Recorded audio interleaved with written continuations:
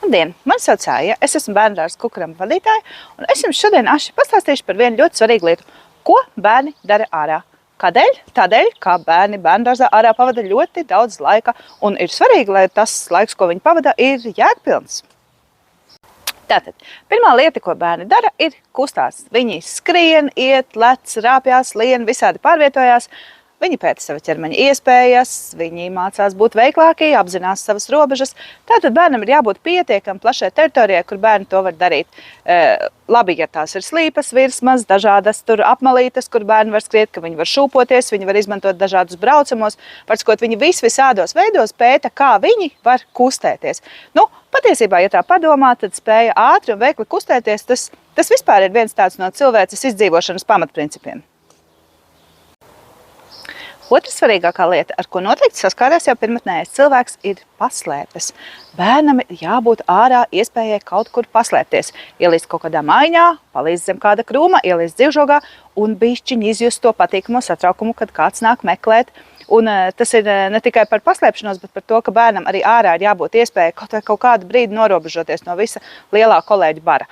Protams, audzinātājai ir jāzina, kurā krūmā bērns sēž, bet paslēpju iespēja bērnam ir jāpiedzīvo. Tātad, numur 3. Ja tas senais cilvēks sen atpakaļ no mamutu nevarēja vairs ne aizbēgt, ne paslēpties, viņam nācās ar viņu cīnīties. Un jo stiprāks viņš bija, jo labāks bija cīņas iznākums. Iespējams, ka šis kaut kāds pašsaglabāšanās instinkts bērniem joprojām vēl ir, jo viņiem patīk būt stipriem. Un ja viņi ir ārā, tad viņiem ir jāļauj trenēties būt stipriem. Tātad viņiem patīk visu kaut ko nest, stiept, piekraumēt spainīšus, stumt, pārvietot lielas smagas lietas, velt sniega bumbas. Tām visam ārā ir jābūt un bērniem ir jāļauj izaicināt sevi un pārvietot lietas un trenēties. Kad tas mamuts bija pieveikts vai aizmucis, senais cilvēks varēja uzelpot un iekārtot savu apmetni. Un arī bērniem saimniekošana un savas tādas vides radīšana ir viena no mīļākajām lietām, ko viņi vispār ārā dara.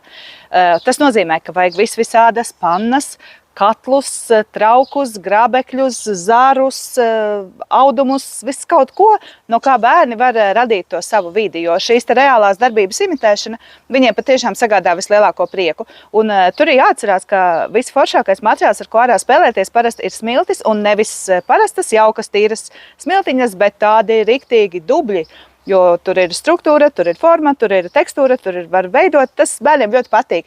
Un, protams, ka viņi ir ļoti netīri. Un tas ir loģiski, jo bērns ir vai nu tīrs vai laimīgs, un vispār tāda savas pasaules radīšana noteikti nevar būt tāds ļoti tīrs un sterils un kārtīgs process. Ja reiz bērns ir ārā, tad viņam ir jājūt, ka viņš ir ārā, ka viņš ir dabā. Kā mainās gada laiki, kā mainās diena un nakts. Vienu dienu ir augsts, vienu dienu ir silts, vakar peļķe bija, šodien peļķe ir aizsalusi. Tā ir ne tikai tāda reālās vides apzināšanās pieredze, bet arī ļoti, ļoti spēcīga sajūta pieredze. Tādēļ dzīvošanās ārā patiesi nav pilnīgi bez tādas reālas dabas iepazīšanas. Visi koki un puķas un skudriņas un kaķi, kas staigā garām un mākoņi, kas peld un slapšs sniegs smaržo savādāk nekā pūkains sniegs un ko tur vēl var dzirdēt un kā smaržo gaiss un kā kustās lapas. Tas viss ir tas, kas bērnam ir ārā jāpiedzīvo. Un protams, brīvības sajūta, jo vai staigāšana pie striķīša pa parku, smuki tipinot pa tīru celiņu nedara? Der, ja tā celiņa galā ir tāds normāls pagāms, normāls dārzs vai parks, kur bērns var justies brīvs.